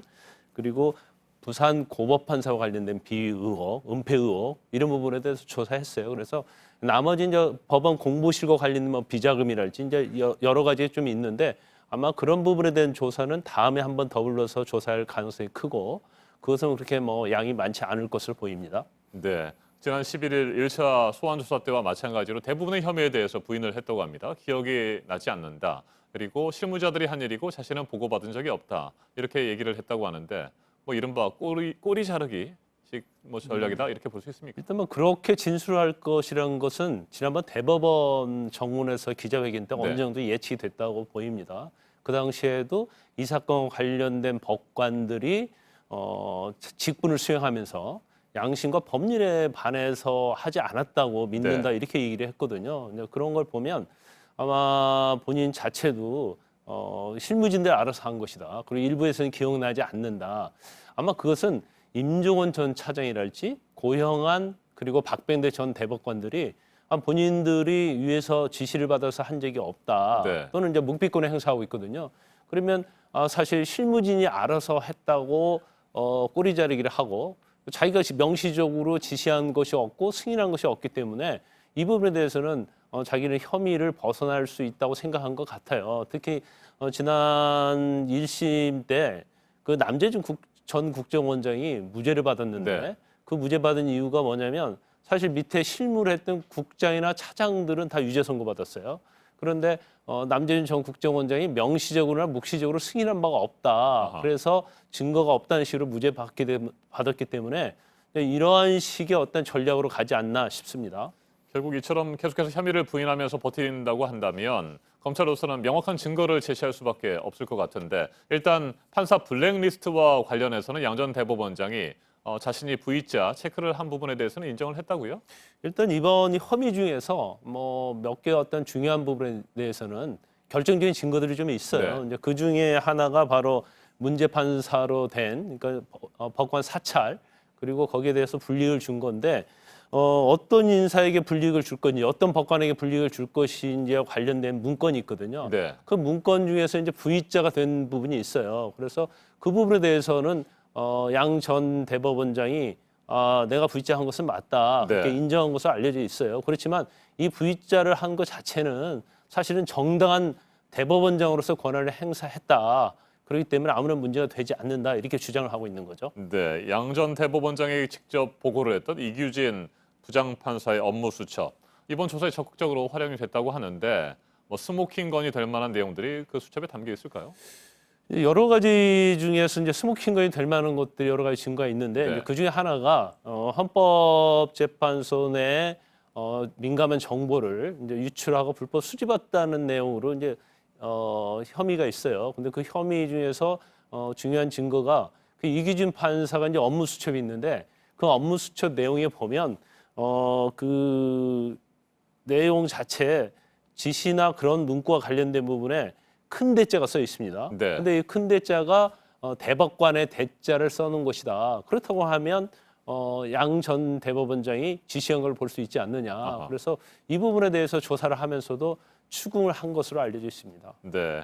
자, 그런데 지난 11일 1차 조사를 받고 귀가하기 전에 3시간가량 조서를 검토해 봤다고 합니다. 양 전 대법원장이. 그리고 나서 그 다음 날 토요일 오후에도 변호인과 함께 와서 자정까지 그 조사를 다시 살펴봤다고 하는데 결국에는 아주 치열한 법리 공방이 예상되는 것 같습니다. 일단 굉장히 좀 이례적이에요. 네. 1차 조사 때 실질적으로 조사받은 시간은 그 뭐 식사하고 휴식 시간 빼면 8시간 30분밖에 안 됩니다.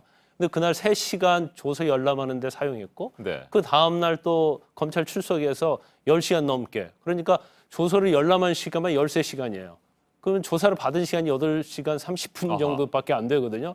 근데 아마 자기가 받은 조사 시간보다도 훨씬 더 많은 시간을 줘서 열람을 했단 말이에요. 도시 하나까지 꼼꼼히 봤다는 얘기네요. 그렇죠. 그것은 뭐 제가 볼 때는 여러 가지 아마 좀 이례적이긴 하는데 이제 첫 번째는 제가 볼 때는 양승태 전 대법원장이 굉장히 성격이 꼼꼼하지 않나 싶고요.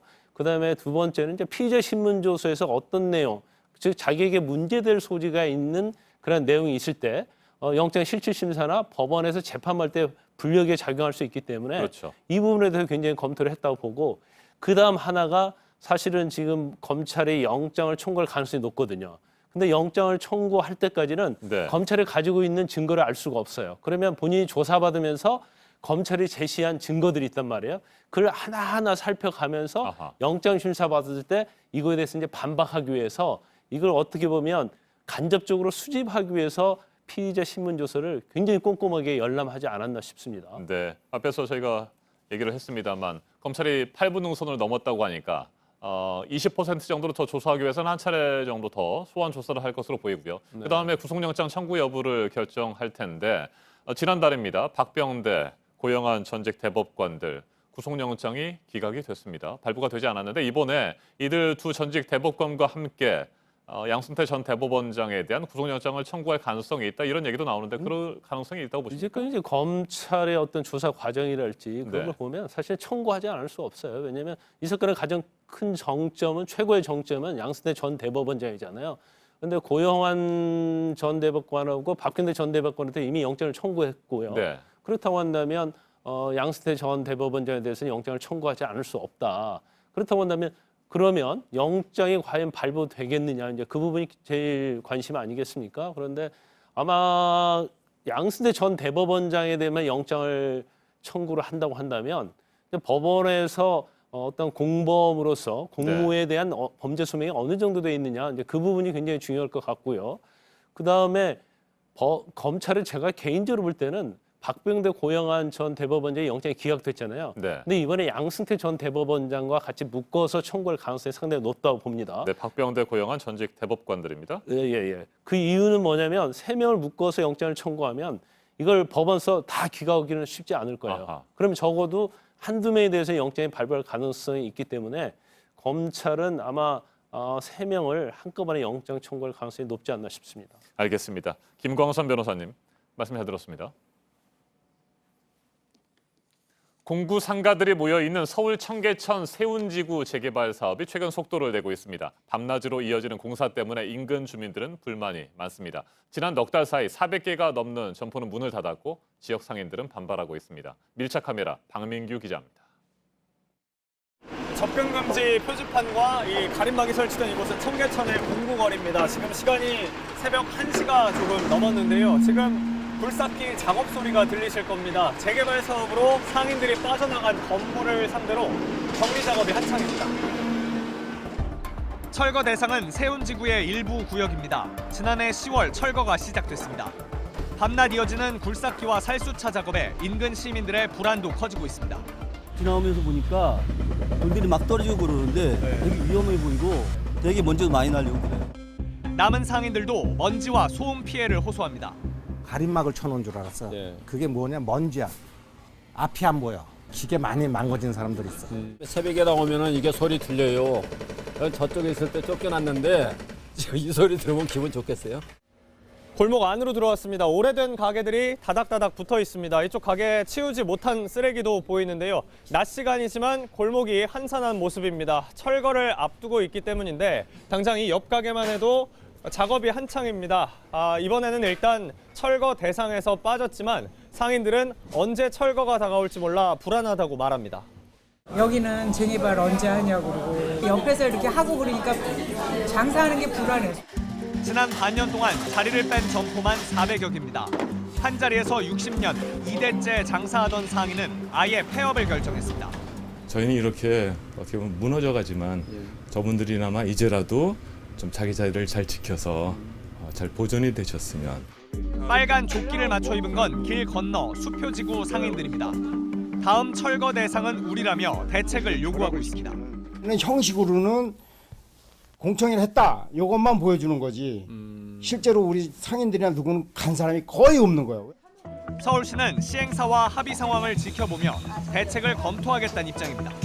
이주 대책 없이 밀어붙이는 건 저희가 안 할 생각입니다. 지금은. 서울시는 해당 재개발 지역에 주상복합단지를 세울 계획입니다. 하지만 인근 상인과 시민단체들은 청계천과 을지로 일대를 제조산업 문화특구로 지정해야 한다고 주장합니다. 그냥 부동산으로 해서 당장 ROI가 얼만큼 나오냐 이거만 바라보고 있는 건데 좀 그런 부분이 좀 아쉬운 것 같아요. 을지로 골목골목을 돌아보는 투어 프로그램의 홍보 영상입니다. 오래된 골목이 관광 상품으로서 가치가 있다고 본 중구청이 지난 2016년 만든 건데요. 당시 시민들 반응이 좋았다고 하는데 3년 만에 영상 속 골목의 모습은 확 달라졌습니다. 너무 마음이 아프죠. 할아버지 집이 없어진다는 느낌? 어렸을 때부터 자주 왔으니까. 구청 측도 재개발 일정을 예상하지 못했다고 말합니다. 호수를 다시 좀 수정 하려고 그래요. 이렇게 급작스럽게 이루어질 줄 몰랐죠. 10여 년 전부터 예정됐던 재개발이지만 실행 과정에서 여러 가지 문제가 드러나고 있습니다. 60년 역사를 바꾸는 만큼 주변 상인들은 물론 이곳을 즐겨 찾는 시민들의 목소리를 더 들어봐야 하지 않을까요? 밀착 카메라 박민주입니다.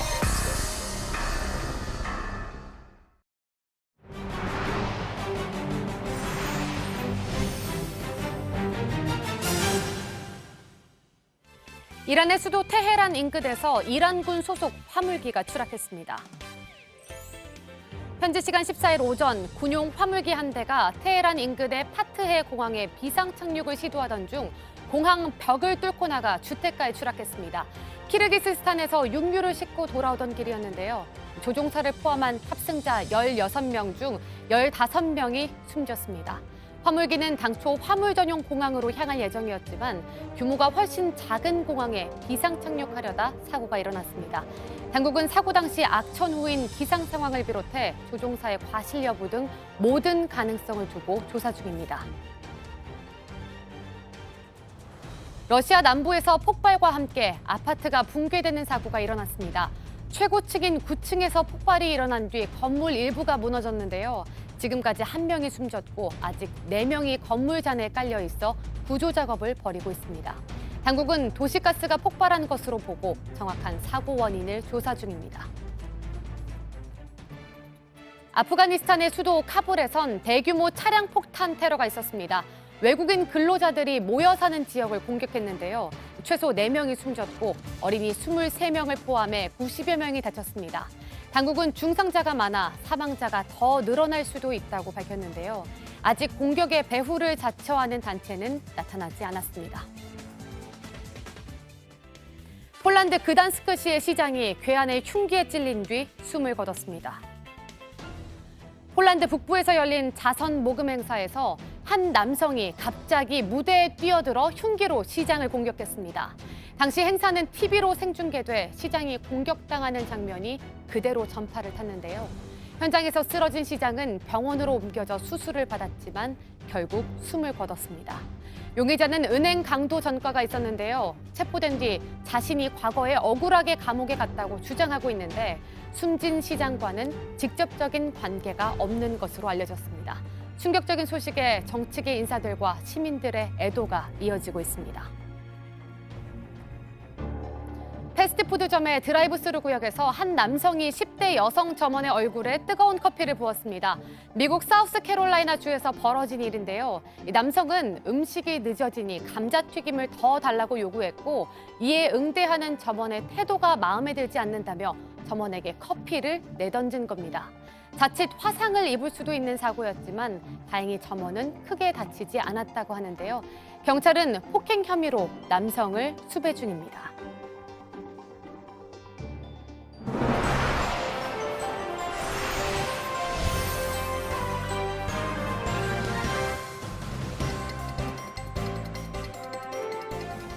네, 오늘 아침 더 최악입니다. 미세먼지로 잘 보이지도 않는 이 시각 서울 하늘 모습이었습니다. 화요일 아침 8시 16분 지나고 있습니다. 자유한국당이 발표한 5.18 진상조사위원 3명. 5.18은 북한군의 소행이라고 주장해왔던 지만원 씨는 빠졌지만 이 3명에 대해서도 논란이 이어지고 있습니다. 진상조사위원회 출범이 계속되지 못하고 있는 상황에서 이를 받아들여야 할지 5.18 단체 내 고민이 있었지만 제대로 진상규명이 되지 않을 거라며 이 3명을 거부한다는 입장을 밝혔습니다. 먼저 임소라 기자입니다. 월간조선 기자 출신의 이동욱 씨는 5.18 광주 민주화 운동을 소수의 선동이라고 주장해왔습니다.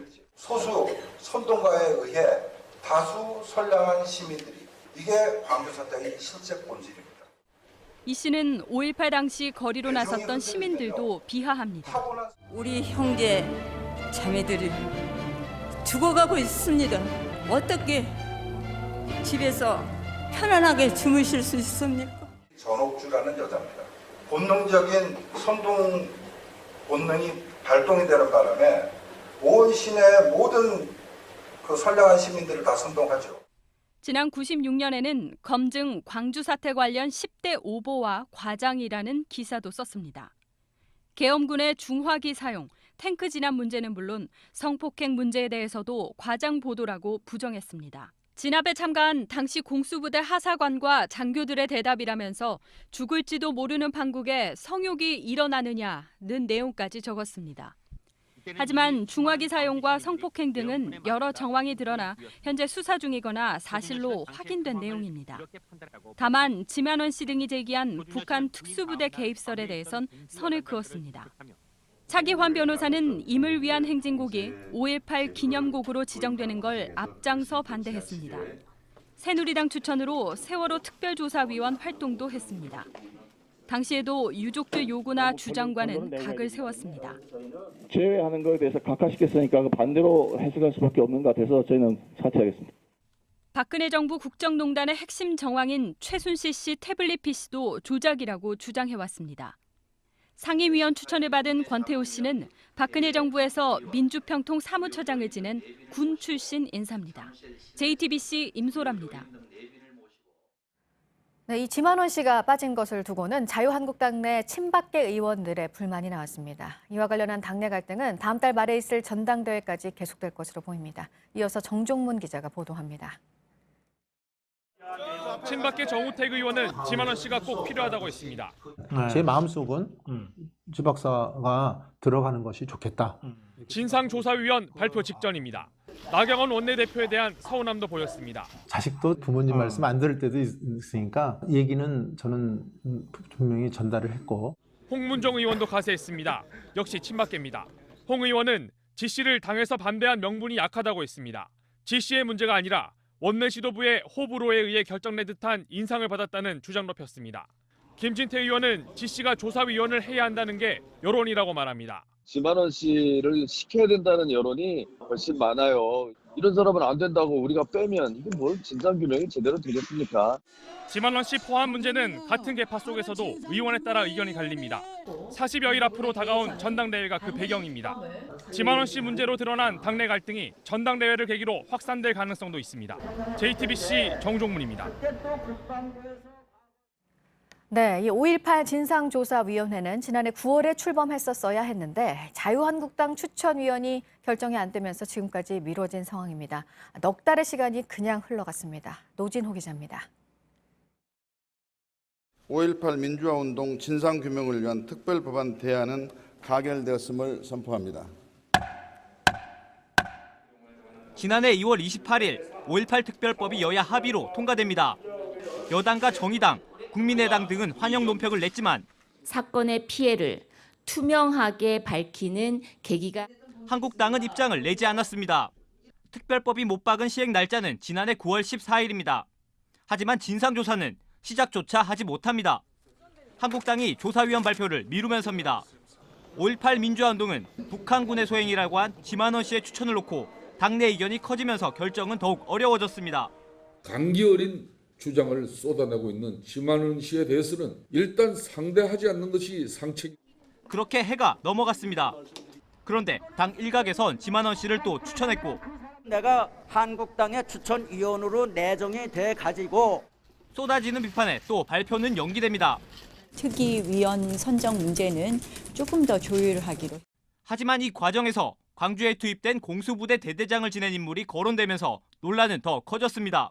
북한의 특수군 부대가 같이 섞여서 결국 법 시행 4개월 만인 어제 지만원 씨를 제외한 조사위원 3명이 결정됐습니다. JTBC 노진호입니다. OK저축은행이 대한항공과 풀세트 접전 끝에 세트스코어 3대2로 승리했습니다. 이번 승리로 리그 순위는 한 계단 끌어올린 4위를 기록했습니다. 최근 슬럼프를 겪었던 외국인 공격수 요스바니는 36득점을 올리며 부활의 신호탄을 쏘아 올렸습니다. 반면 대한항공은 시즌 첫 연패에 빠졌습니다. 펜싱 여자 에페 간판 강영미가 쿠바에서 열린 새해 첫 월드컵을 메달로 장식했습니다. 강영미는 결승 문턱에서 프랑스의 오리앙 말로에게 아쉽게 패하며 동메달을 목에 걸었습니다. 폴란드에서 열린 여자 플레레 월드컵에선 맏언니 남현이가 18위를 기록했습니다. 테니스 황제 스위스의 로저 페더러가 호주 오픈 1회전에서 완승을 거두며 3년 연속 우승을 향해 상쾌하게 출발했습니다. 페더러는 대회 첫날인 어제 남자 단식 1회전에서 우즈베키스탄의 데니스 이스토민을 3대0으로 이겼습니다. 2017년과 2018년 이 대회에서 잇따라 우승한 페더러는 올해도 우승할 경우 대회 3연패와 함께 이 대회 남자 단식 최다 우승 기록을 세웁니다.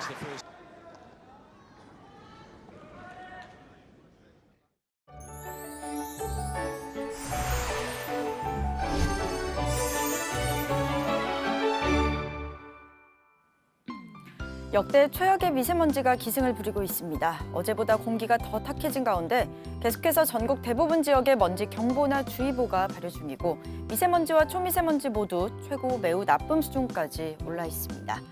먼지는 오전까지 기승을 부리다 오후에 찬바람이 불어오면서 해소되겠습니다. 찬 공기의 유입으로 내일 아침 반짝 추위가 찾아오겠는데요. 중부 내륙을 중심으로 영하 10도 가까이 떨어지겠고 남부지방도 평년 기온을 밑도는 추위가 예상됩니다. 오늘 중부지방과 호남 서해안 또 제주에는 약하게 눈이 날리는 곳이 있겠습니다. 제주 산간에 내일 새벽까지 1cm 정도 쌓이겠습니다. 오늘 낮 최고 기온은 서울이 2도, 대전 5도, 대구와 광주가 8도로 어제보다 조금 낮겠고요.